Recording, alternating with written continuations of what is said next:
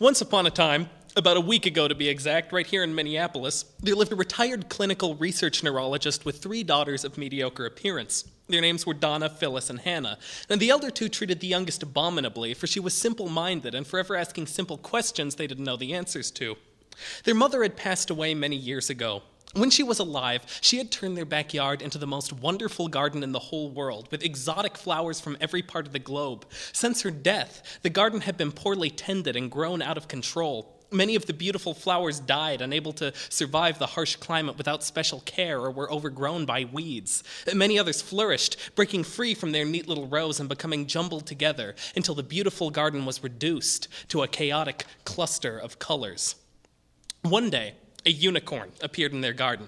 However, this was not the wild and beautiful unicorn of fairy tales. This unicorn was ugly and terrifying. It had 4 legs and a horn in the middle of its head, but there the resemblance ended. Its body was covered with scales, like a fish, that were forever shifting colors, and it had the head and feet of a lion.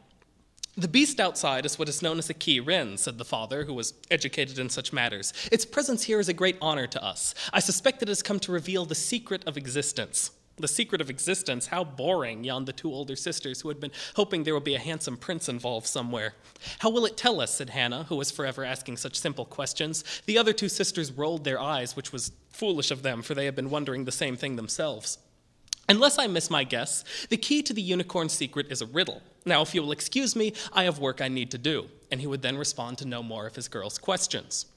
Donna was the first to confront the unicorn. She marched right up to it and flung a scarf of silk around its neck. "Tell me the riddle," she cried. "I demand to know." She yelled out all the demands and threats she could think of, but the unicorn mutely absorbed her abuse until she was left tired and empty. At last, the unicorn spoke. "Because you knew not the use of your hands, you shall lose them forever." His scales flared a violent red, the scarf caught fire, and Donna's hands were horribly burnt. Next, Phyllis confronted the unicorn. She was something of a vixen and thought to impress the beast as she would a man. She folded her arms in her lap demurely and waited for the unicorn to speak, though her questions and the desire to know burned within her.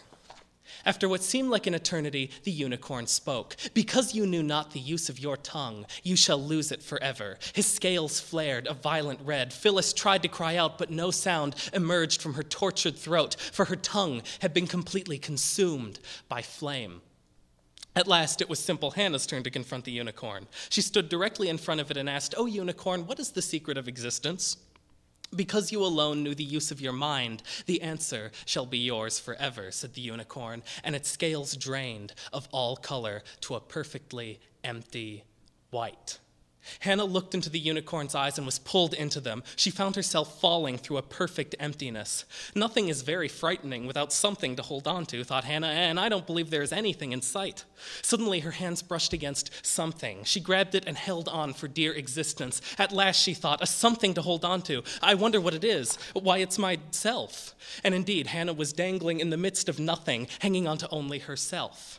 "You must let go of yourself to discover the answer," said the unicorn. "Thank you very much for wanting to show me the secret of existence," said Hannah, "but I've grown rather fond of myself, and I'm frightened of nothing, and I think I would like to go home now, please." "Very well," said the unicorn, and she found herself back in the garden, which was now empty. "How I love myself," she said, "even if most people don't seem to, and it does get in the way of things." Even so, she frowned. "I am sad I will never get to know the secret of existence." Even so, she smiled. "I am glad to be able to hold on to myself again. I love you, self, and I'll never leave you." And she held herself like she was never going to let go. The older sisters were not pleased to see their younger sibling again. "So where have you been, you little twit?" said Donna. Phyllis would have said something too had she not lost her tongue. "I was talking to the unicorn," said Hannah. "So where is it now? I bet he took one look at your face and ran away in terror. Well, I needed to clean up these dishes, and after that you have to take out the garbage. You're really going to have to start pulling your weight around here now that the 2 of us are handicapped. If you think you were working hard before, just wait till we get through with you." But Hannah didn't mind, for she was too simple to know any better and too happy to care.